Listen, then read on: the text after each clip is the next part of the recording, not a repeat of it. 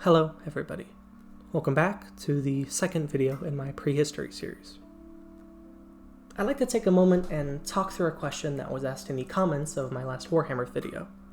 Pabu213 asked the question, was the warp always the place where souls went after death, or is that just a side effect of the old ones using the warp and its power to create souls?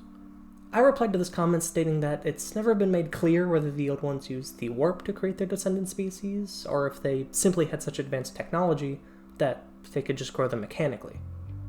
We know the warp can be used to form life, as seen in the creation of the Primarchs, but even with this knowledge, it took a masterwork of technology to form them as well. I had always assumed they used technology to craft these species, but this specific question has made me rethink this over the last few days. The warp has been confirmed in White Dwarf, June 2018, to be multiversal.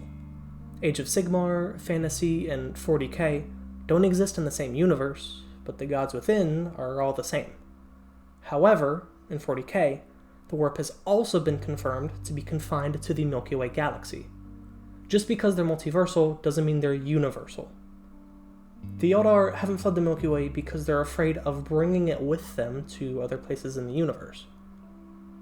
As we all know, everything that has a soul and dies in the Milky Way is cast into the warp, unless acted upon by outside forces like the Spirit Stones. These souls become food for the gods, which consume them and their identities and knowledge of their histories. However, seemingly, the gods have no knowledge of the old ones. Sure, they could simply refuse to talk about them, and chronologically they didn't really exist until the old ones had died or fled, but the Chaos Gods don't exist in a linear timeline, and surely they would use knowledge of them against the Aeldari. What greater temptation could there be to the Aeldari than a shimmer of a chance of bringing their creators back? Or simply just know where they've gone. But yet, to my knowledge, this has never been done. The Chaos Gods know about all races and all pasts, but seemingly not the old ones. Nothing is definitive, and all of this has entirely just been speculation, but it seems to suggest that the warp was used in some fashion to create the old ones' descendant species, and as such, have tied them inherently to the warp before and after their death. Of course, other species exist separate from the old ones' creation. A good example of this is the Tau. Their souls are entirely, or nearly so, absent in the warp. But also, they're the youngest major species in the galaxy, forming and advancing well past when the old ones had existed in the universe. Again, this is all speculation and grasping at straws, but it's a very interesting theory. So thank you, Pabu213, for bringing it to my attention. It's changed how I look at things. But now it's time to get on to the narrative at hand. Welcome back to my Prehistory series. This is part 2 of 3 that will be covering the Aeldari, their rise and their fall. As with the first video, this is not an in-depth discussion of the Aeldari themselves, simply using them again as a framework to help describe what happened in Warhammer before the books and the games. The Aeldari are a race that, from a far distance, could pretty easily be confused with humans, but as you get closer, that confusion is quickly erased. Aeldari are basically space elves, and embody the entirety of that ideal. Very thin but not brittle, surprisingly resilient for their thin frames. Inhumanly elegant and dexterous, they are perfectly fair and refined people. They don't walk, they basically float. The gait of a world-renowned human dancer would be crude and crass compared to the dainty steps of an Aeldari.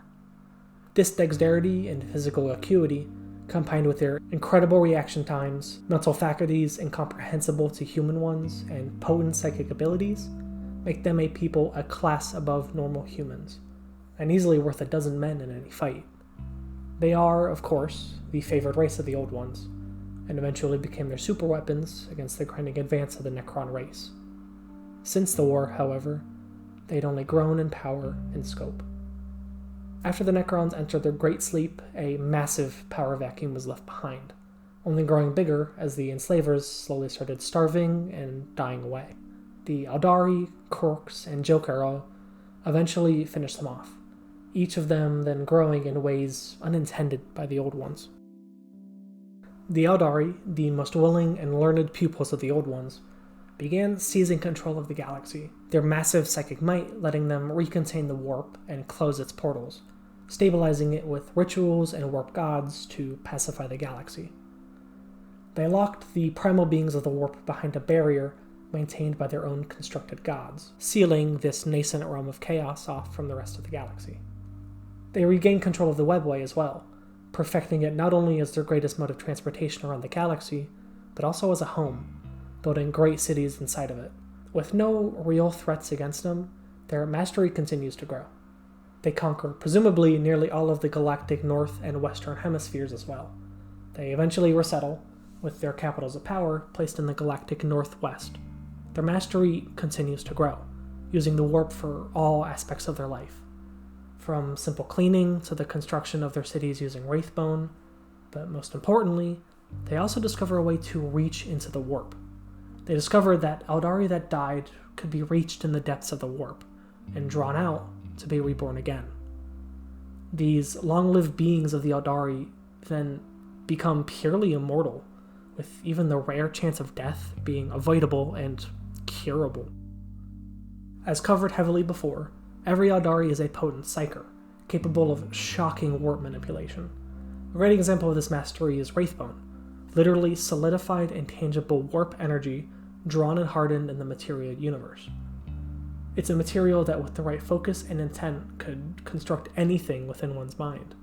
During the Horus Heresy, the catastrophe that has been named as Magnus's Folly tore open the webway portal that rested at the base of Mount Everest. This tear allowed unfettered chaos energy to pour into it, prompting the war on the webway. It's during this war that much of the fighting takes place in a so-called impossible city. Massive bridges without any recognizable supports carried warlord-class titans across it, impossibly narrow and soaring towers reaching up higher than the human eye could see. All of it being constructed without a hammer or a single nail. In a previous video I covered the Eldar gods, but I should talk about them again at this point. The Eldar gods were not formed like all of the other gods in the warp. Eldar gods were intentionally created and formed. Specific purposes and powers were built into each god, allowing them to assist in any action or activity. At the height of their power, Eldar could draw upon one of these gods, literally empowering themselves with divine power to fulfill shockingly powerful objectives. These gods, their psychic might, the webway, and capability to resurrect one after death made them the undisputed power in the galaxy. Nothing even came close to them.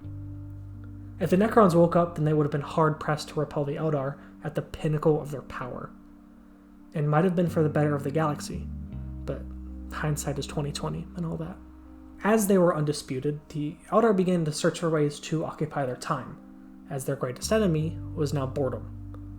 All of life had become automatic, with machines and processes done without any need of interaction or intervention. So, the Aeldari began looking for more and more distracting occupations. Absolute mastery over art, music, cuisine, agriculture, every aspect of their culture drove itself towards the absolute perfection of itself. So over thousands of years, they fell into decadence, creating continent-sized gardens and museums of unprecedented art, beauty, and design. They started reveling in its power, hosting planet-sized festivals, parties, and feasts. Intoxicating spirits began to grow in prevalence and quantity, as well as hallucinogenic drugs becoming more commonplace. Some Eldar noticed this change and began to fear what it meant. These Eldar created massive moon or planet-sized ships that would travel out into the stars, traveling from planet to planet as wandering traders. Ships that are eventually known as craft worlds. These craft worlds are monumental constructs that often include entire ecosystems, forests and plains, all within the wraithbone of the ship, dwarfing even the largest of the Imperium's ships, but not as heavily armed. Some Eldar went even more extreme than this, forsaking even the teachings of the Old Ones. They would travel to virgin, untouched planets and destroy all of their technology. They would revel in the simplicity of their lives, loving the fulfillment gained through simple, basic lives of constant effort and struggle. These Eldar would all eventually be known under the collective name of the Exodites. Regardless, The absolute majority of the Aeldari race fell to hedonism and a lust of desire. Normal, run-of-the-mill orgies became boring. So, Aeldari started harming themselves, just a prick at first, fusing pleasure and pain, until this wasn't enough. So, they cut someone else, gratified by the causing of someone else's pain, but pleasure as well. Down and down the rabbit hole went. While it isn't known how extreme the horror of the Aeldari extended at this time, it is known that some of them began to mirror many of the pleasure cults that can be found in modern 40k. Depraved torture chambers co-opted into sex chambers. Only the craft-world Aeldari and their limited exposure to these planets, and the Exodites, with their entire lack of contact, were left unchanged. The Aeldari are incredibly psychically linked, meaning that their extreme emotions or actions have extreme reactions in the warp. This wasn't a problem when they actively acted against the warp, binding it and sealing it away behind their barrier and their gods, but as they grew depraved, they grew complacent as well. The barrier weakened, and in its ravenous need to feed after being imprisoned for so long, the realm of chaos glutted itself on the depravity and excess of the Aeldari. This massive intake crystallized and hardened into the form of Slaanesh, the god of pure excess. The birth of Slaanesh tore an incalculable hole in reality, killing tens of billions in a single instant. Entire paradise worlds were lost to the warp, entire cultures consumed. Maiden worlds, transformed into perfect art forms, were ravaged and burned. In the span of a single moment, the Aeldari race had died, and only shadows remained. Not only the Aeldari felt the shockwave, as orcs, humanity, and all other sentient species within its radius were obliterated, consumed by the ravenous infantile god. Mortals weren't the only ones to suffer, however, as the gods did as well. After the first birth scream of Slaanesh, she who thirsts turned to the other gods, consuming each of them in turn. Only Cain was capable of fighting back. While Slaanesh couldn't be defeated, Cain denied his own destruction. When he was beaten, he shattered himself into pieces, coalescing them in the Finity Circuits, the technical soul of the craft worlds. These fragments were later combined, ritually reforming them into the avatars of Cain that are now monumental titans of war. Kegarak and Isha were the only other gods to survive the birth of Slaanesh. It's said that as Cain and Slaanesh fought, Kegarak hid behind Cain, and when Cain was shattered, he used the confusion to slip into the webway. This is where he still resides in all of his glory. It is said that Kegarak knows every path of the webway, and his followers dove into the webway as well, becoming the Harlequins of modern day, able to appear and disappear seemingly at will. Isha was captured by Slaanesh, not consumed, likely to be used by a plaything, but Nurgle almost immediately declared total war on Slaanesh, sending unimaginable hordes to claim Isha for himself, and eventually actually doing so. Every Aeldari that dies is no longer sent to the warp, where they can be found and reclaimed. Now, they go directly into the maw of Slaanesh. The Aeldari name given to the hermaphrodite god supports this, she who thirsts.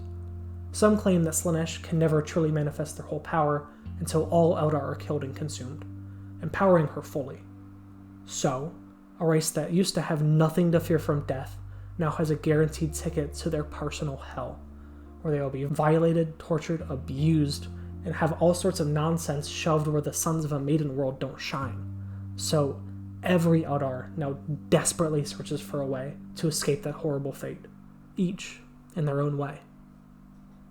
The craft-world Aeldari were not immune to the collapse, with only the furthest from the galactic capital capable of escape. They found a way to avoid this hellish afterlife, called the Spirit Stones. These stones are worn by all of the Aeldari in the craft worlds. They essentially act as a dream catcher for souls. When the Aeldari dies, its spirit isn't pulled into the warp like all other sentient races, it's instead drawn into the stone, preserving it. The psychoactive crystals can then be implanted in wraithbone constructs or the Infinity Circuits themselves. This warp material allows souls to travel freely within the craft world, mingling, interacting, and existing with all others that have died with spirit stones, meaning that living Aeldari can still speak and interact with those that died.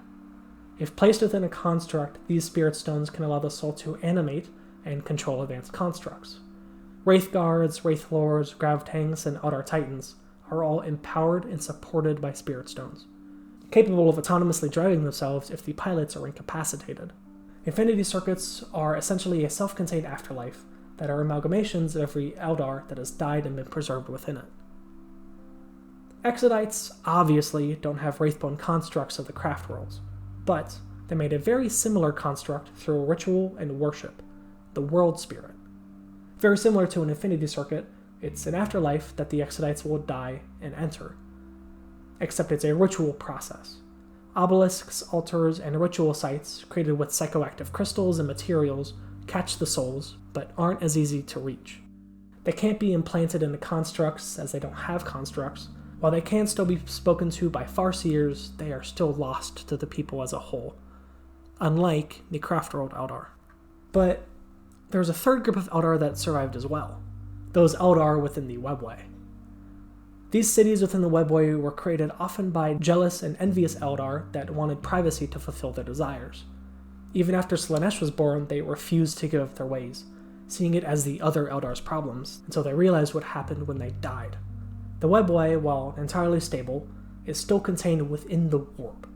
So instead of a massive scything scream that killed all outright, it was a slow, draining process that left them empty husks to be filled by whatever Slaanesh can shove inside them. Due to their maintained hedonism, however, they realized that Slaanesh isn't picky about where this energy comes from, as long as it's coming. So, this realization is what shaped these hidden Eldar into the Drukhari of 40k. Eldar that are so steeped in depravity and torture that they create sources of pain and agony to sustain themselves, and protect their souls. They send raiding parties into real space to find slaves that can have pain and agony inflicted upon them to sustain their dwindling lives. However, as mentioned in a previous episode, something interesting has happened in the thousands of years after the fall of the Eldar. As Infinity Circuits were created, and likely world spirits as well, it began to shape an entirely new god, Aeneid. Aeneid is the god of the dead, and is empowered by Eldar that die but don't enter the warp, instead entering these artificial afterlives. There is a prophecy that says once enough, or all, of the Eldar die and enter the Infinity Circuits, that Aeneid will be born from the warp, entering our reality and waging a final war against Slaanesh, killing them as a final revenge for the Eldar. Then, all that were lost would be reborn into reality as from the old days, returning them to their days of glory.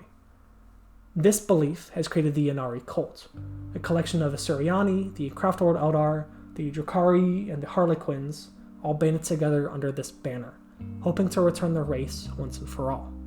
The birth of Slaanesh signaled the beginning of the fall of humanity. Slaanesh, combined with the revolt of the Men of Iron, plunged humanity into the long night, cutting the Empire into scarce remnants struggling to survive. Just like with the old ones before them, the fall of the Eldar was devastating for humanity, but it left a vacuum large enough for a very special man and his 18 sons to step into. As stated earlier, this was part 2 of a prehistory series I'm working through.